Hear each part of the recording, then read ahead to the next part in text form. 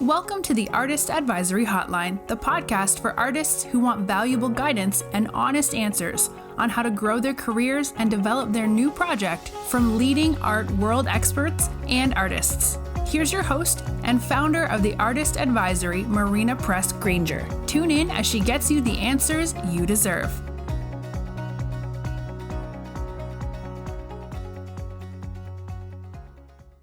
Hello, artists. I'm your host, Marina Granger, and today it's just you and me on the hotline.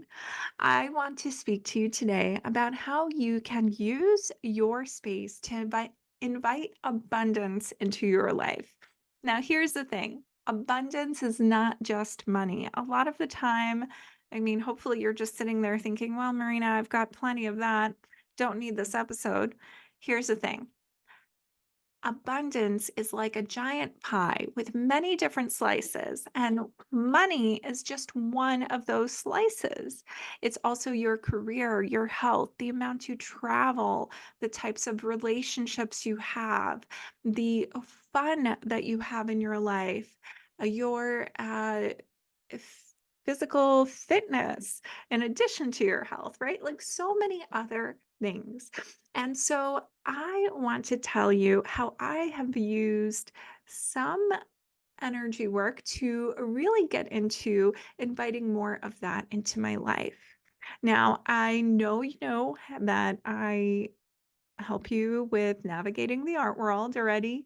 And you know that I have worked in galleries for ages, and something that is so special about how I work with you is that I balance the practical with the mystical. And when it comes to the practical, the very special thing about how I approach everything is that I've worked on the other side, so to speak, for so long that I know exactly what galleries are looking for. I know how to position, how you can present yourself and position yourself so that those galleries actually listen to you when you approach them, or sometimes they even approach you. And if you want to learn a little bit more about how I do that, you can tune into my free masterclass on how you can present your work and get it in front of the right people. You can watch this class by going to the link in the show notes, or you can go to my website, theartistadvisory.com, and tap free masterclass. And it's the best way to kind of get started and get an idea of the type of work that I do with artists. Inside this class, there's also a chance for you to work with me one-to-one and a chance for you to dive into my program, the Artist Academy. Now, this is a program that I have been running for nearly 5 years now, and I used to do it live, but it served so many artists so well that I turned it into a self-paced program just so that you can do it during your schedule, not mine, and that you can really take the time to dive into it. And many, many artists, what they do is they do the program and sometimes they redo it even a year later or 2 years later, because there's so much in there that affects you at different stages in your career. And it's always really, really good to iron things out, because that is how you get to the next level, right? So that is one thing, right? The practical side of me. And then there's this mystical side. Now, I've always been really tuned in with energy. I am a Reiki Master thanks to my work with the Artist Advisory, ironically, because one of the artists I ended up working with, Kristen Reed, who you can go back and listen to our interview earlier in this podcast. And she trained me to be a Reiki master over the course of a year. I was doing this. So it was so fun. And after I tuned into that type of Reiki energy, I started even working as a bit of a healer and working with another mentor in the spiritual space. Her name is Kimberly Meredith, and she is a medical medium. So I went on a retreat with her and really learned so much about that. It was so fun. But this all really started, of course, probably when I was very, very young with astrology. But that's not what we're going to talk about today. Today, we're going to start talking about my journey into feng shui. Now, I'm sure many of you have heard about this, but this is an ancient Chinese metaphysical system that talks about the flow of energy in and around your home, in and around your space. And recently, I was certified as a classical Chinese feng shui practitioner. When I say recently, I guess it's been over a year, and I've been doing this for since 2018. So, quite some time. And I gotta say, once I started doing this, all the doors started opening up. All those slices on the abundance pie just started growing. The pie started getting bigger. And very much so, I felt unstuck, right? And so I want to talk to you a little bit today about how you can do the same. Now, feng shui is super, super special. It's kind of like every space is as unique as a fingerprint. So it's hard to say that everybody has the same love corner, the same career corner. When you see that online, when you look into feng shui, that sort of thing, it's very westernized feng shui and it's very general and it's sometimes, my teachers always tell me that sort of thing is kind of dangerous. So I try to stay away from it. So today I'm going to teach you kind of like the safe feng shui, but really fun too. And we're going to have a little bit of a mix of law of attraction in there as well. Now, if you're thinking, oh my gosh, Marina, I'm so not into law of attraction, this is mumbo jumbo, let me tell you that you make, on average, 35,000 decisions per day.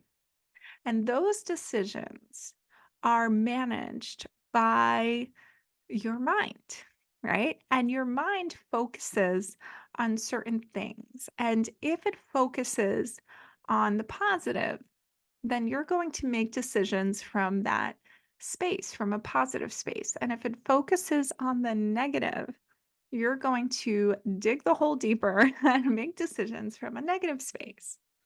And so the law of attraction is going to show you how you can attract more of the positive things in your life by making more of those decisions that are more in the positive flow of things, right?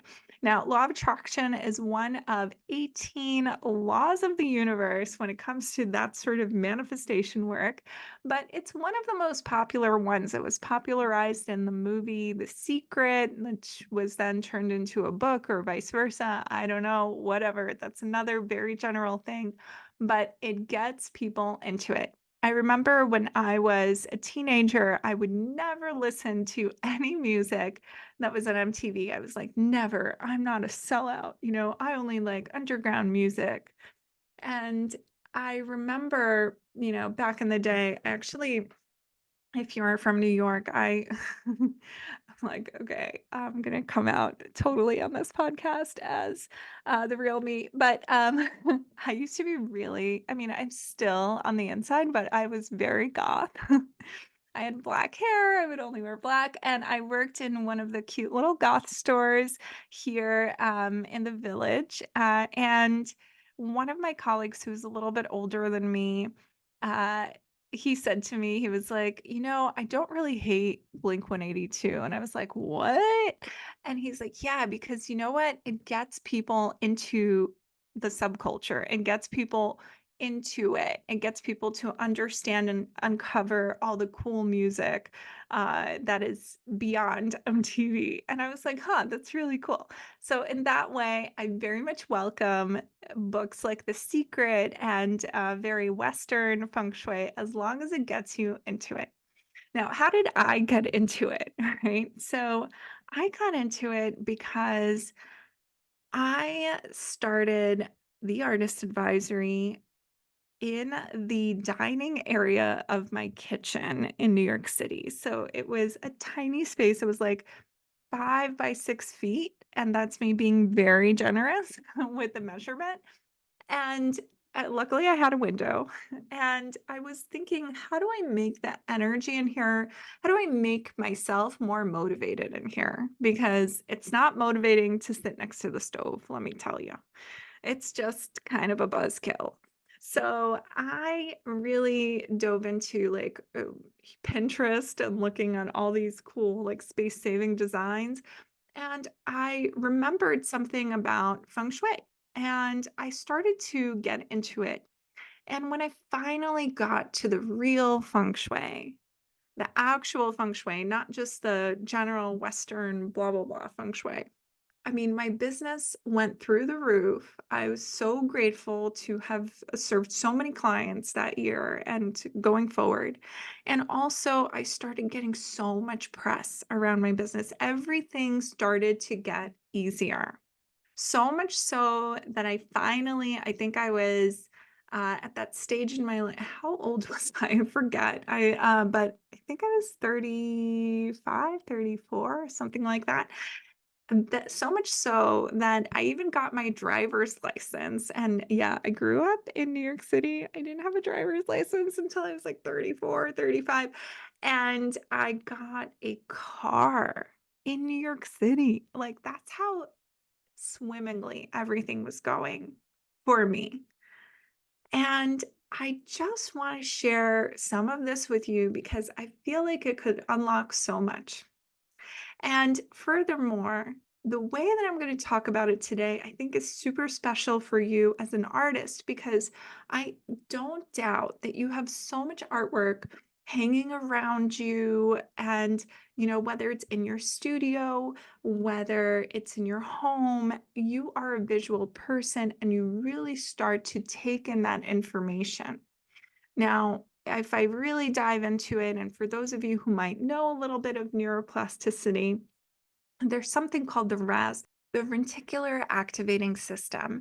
And what the RAS does is it keeps us looking at everything that we believe in, everything that we expect, and it keeps us focusing on that and getting us more of that. So when you are focusing on certain things in your house without even thinking about it, it's almost like your subconscious is always focusing on these things.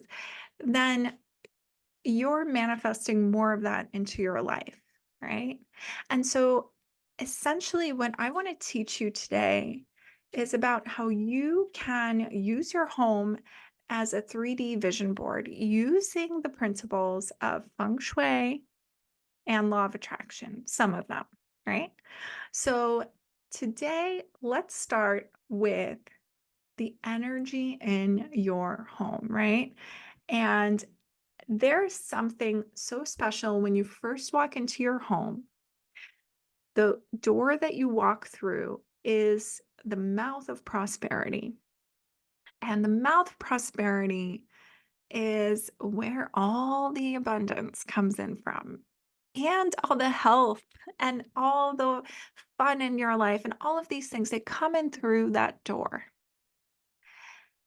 Now, a lot of you, and I tell you this from my experience of doing consultation upon consultation in feng shui. And a lot of you have stuff by the door, probably. You probably have your coats, your umbrellas, your shoes.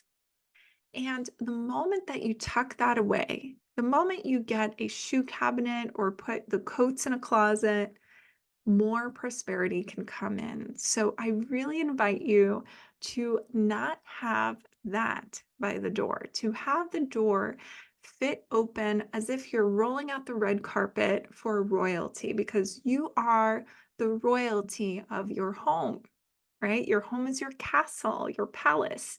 You walk right in.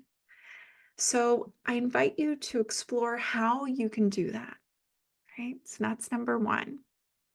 And one thing that I can tell you is also when you're walking into a house, the worst thing that you can see aside from this, right, and that doesn't help invite more abundance in your life, it actually pushes it out, is having a mirror opposite the door, immediately opposite the door, or at the end of a long hall. Like sometimes you walk in and there's a long hallway and you have a mirror at the end of the hallway reflecting the door. This is no good. I have to tell you, I once did a consultation for someone, and this is someone who was just unemployed for like a whole year, just could not get a job. And he sent me a video walkthrough of his house, and that's the first thing I saw when we opened the door.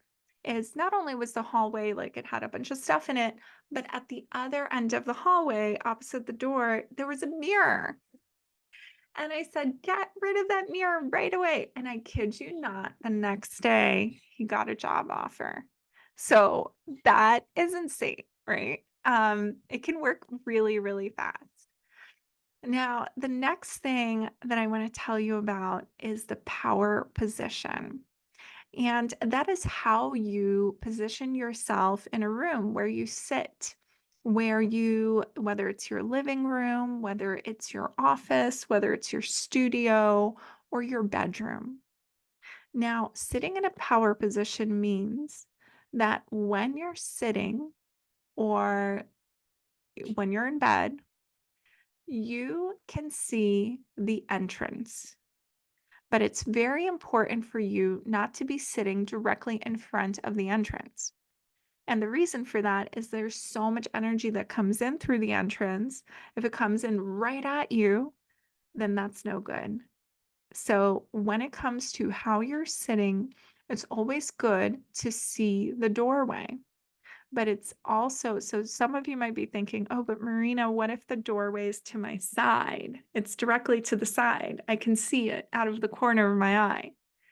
That is no good. That's actually the energy coming and rushing right at you from the side instead of from the front.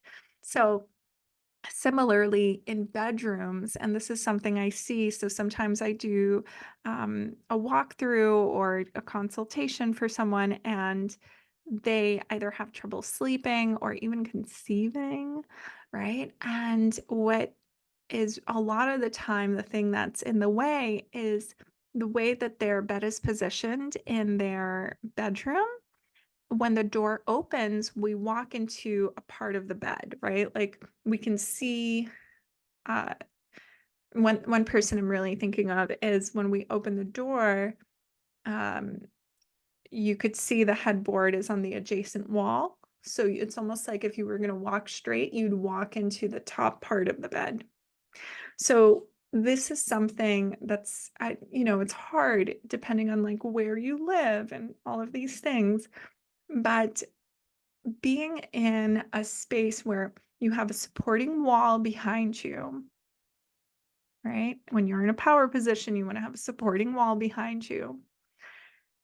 And that means your headboard would be on a big, comfortable wall, not leaning, not kind of diagonal anywhere, none of that. And hopefully not under a window, but if it has to be, then it has to be.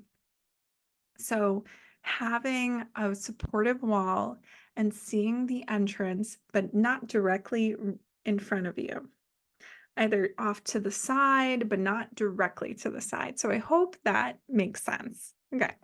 And if you're not sure, send me a DM on Instagram. I will probably answer it. I will probably see it. And, as of now, like my account's small enough, I'll see it. So, okay. And next is this other thing about feng shui that I want to teach you. And this is something, oh, if you're an artist, right? A lot of the time you've got your desk or your drawing table or whatever you have facing out the window because and up against the window and facing out if you have a window because you need that natural light. But when you do that in law of attraction, this is not a feng shui thing. In law of attraction, when you have your desk up against the window, this is your I'm just kind of like anticipating you dropping your jaw here. When you have your desk up against the window, it means that, or it signifies money flowing out of you, flowing out the window, right? Like not being able to keep the money, always leaving. And I think that's really on the nose with, what we think about artists and how that works, right? Because there's such a huge investment that you make into actually making the work. So, one suggestion that I have for the artists that I work with is to anchor the side of the desk against the window so that you can see where the door is. You could see the door to the side or, in front of you or whatever, but not directly in front. We don't want to sit directly in front. And so just to have the desk anchored over there, you will have that light fall onto your desk, but you won't have your back to the door, right? So see if that can work for you.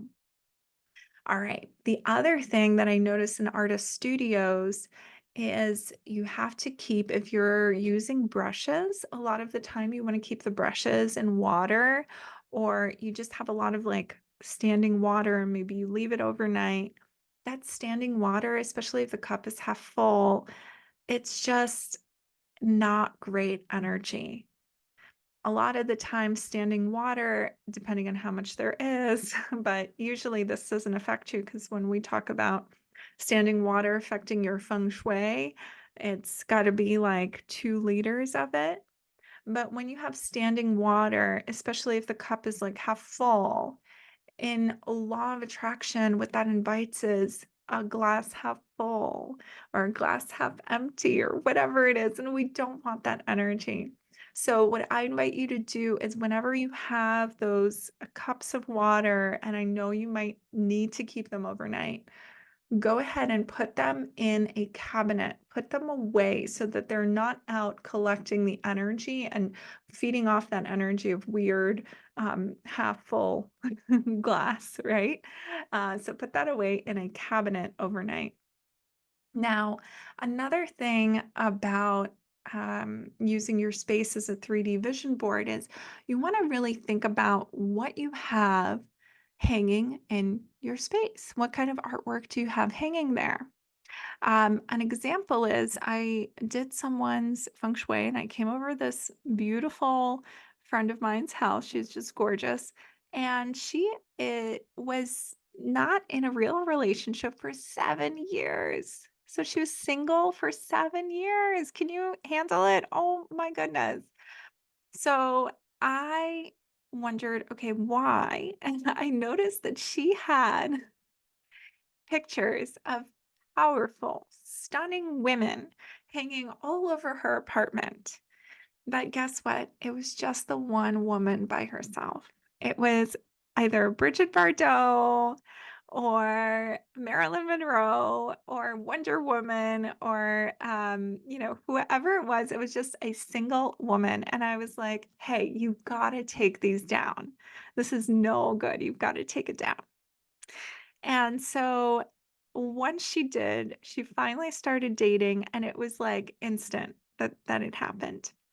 So that was really exciting. So when you're looking around your space, what do you have hanging there? Right? And how does it reflect to your RAS, right? How does it reflect to your mind? What does your mind think about these things? Do you have emptiness hanging or abundance hanging? Right?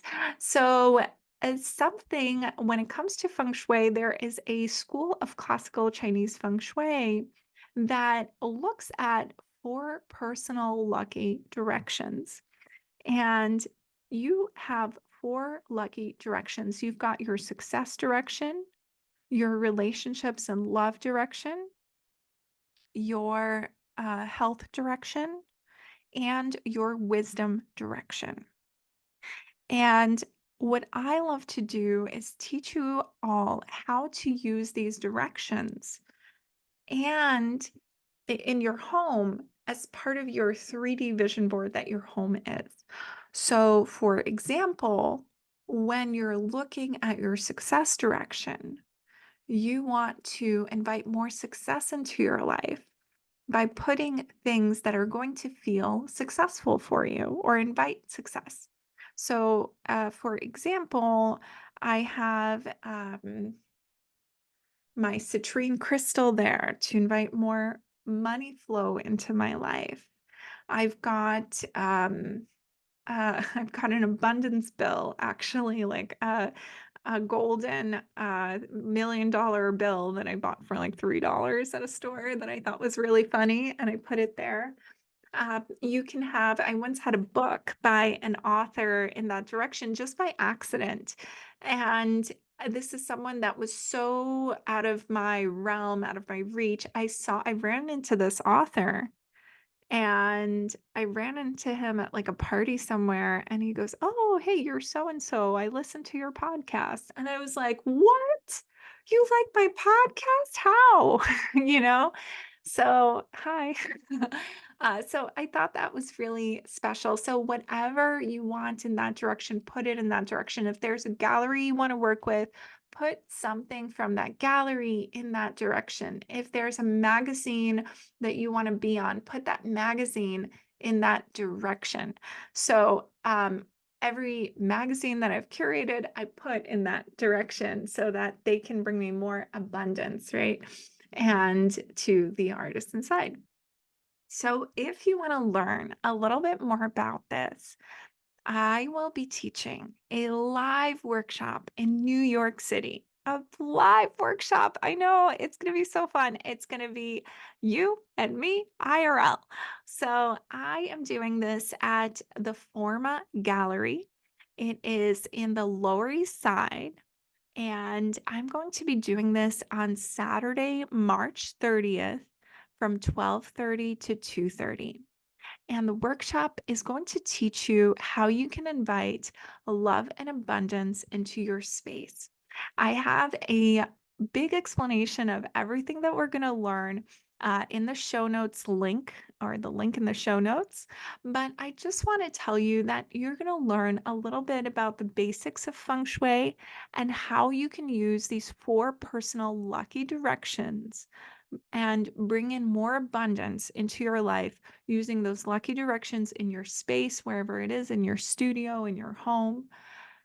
And it's going to be so fun, right? So the link is in the show notes, and I hope to see you on March 30th at this gallery at 12:30. So you can grab your ticket there, and it'll be so fun. So thank you so much, and I hope to see you there. Thank you so much for listening. Support your community by sharing this podcast, leaving a review, and follow The Artist Advisory on Instagram at @the_artist_advisory, and visit us online at www.theartistadvisory.com.